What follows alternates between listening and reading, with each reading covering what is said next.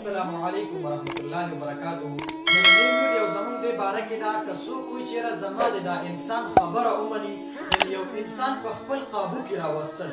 بعضې خلک موږ ته کار وکړي یاره قاري صاحب زما په یو کس باندې پیسې دي او نه راکوي، ما ته څه وظیفه وښایه، یا قاري صاحب زما څه نوکري ده خو د یو سړي د وجې نه ما ته دغه نوکري نه میلاوېږي، قاري صاحب څه وظیفه راکړه چې دا لږ په ما باندې رحم وکړي او زما دا خبره ومني. نو زه در سره یو داسې وظیفه نن شیر کومه چې هغه ما په دې باندې خپله هم داسې یو څو پیرې ټرای کړی ده. الحمدلله زما هغه کار الله جل جلاله د دغې وظیفې په برکت سره کړی دی.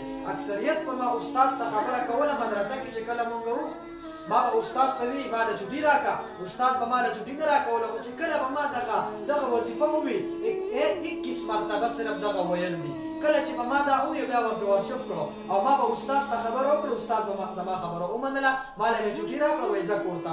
بیا چې به کله زه د هفتې په ورځ رالم مدرسې ته ما ته به استاد وایي چې ته په ما باندې څه داسې جادو وکړي، ته په ما باندې څه داسې څیز را باندې راشوف کړي چې زه زما په اړه کې ستا لپاره رحم راشي او زه تا ته وایم چې ځه. دا باقاعده ازموده شوې وظیفه ده، په دې باندې څو پیرې ما چې پې کلم الحمدلله څه کار لپاره کړې ده الله جل جلاله زما هغه کار پوره کړی دی. نو ما یې ویل که نن دې خلکو سره هم دا وظیفه شیر کړم.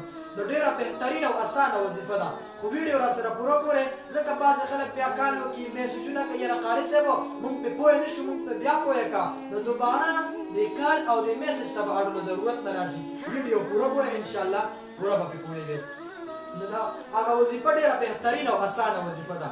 خو یو انسان دی هغه وایي چې یاره اوس په کلي کې یو کس دی یا ستا په خاندان کې یو کس دی ستا په پیسې دي ته ورته ویلی نه شي او که ورته ووایې نو هغه څه ډوک پوکوي تا له هغه پیسې نه درکوي. بس دغه وظیفه پې وکړه ورشف کړه پې بیا ورته خبره وکړه.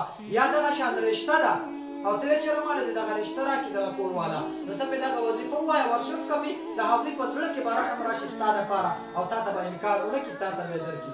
یا دغه شان کاروبار دی یا دغه شان د چا نه نوکري طلب کړې چې وایه ما ته نوکري میلاو شوې دغه عمل وکړه ورشف کړه پې انشاءالله چې تا ته به نوکري هم میلاو شي، ستا د هغه په زړه کې به ستا دپاره رحم راځي. نو ډېره بهترین او اسان عمل دی. هغه عمل دا دی یا رزاق جل جلاله، یا رزاق جل جلاله دا به 21 مرتبه ووایې او ورشف پکې دی او بیا به ورته خبره وکړي انشاءالله د الله په حکم سره چې ستا خبره به دغه خامخا ومني. دا ویډیو چې د هر چا خوښ شوي هغې خدمت کې دا عرض دی چې نورو ملګرو سره هم شیر کوي. والسلام، ډېره مهرباني، الله راته خوشحاله ساتي.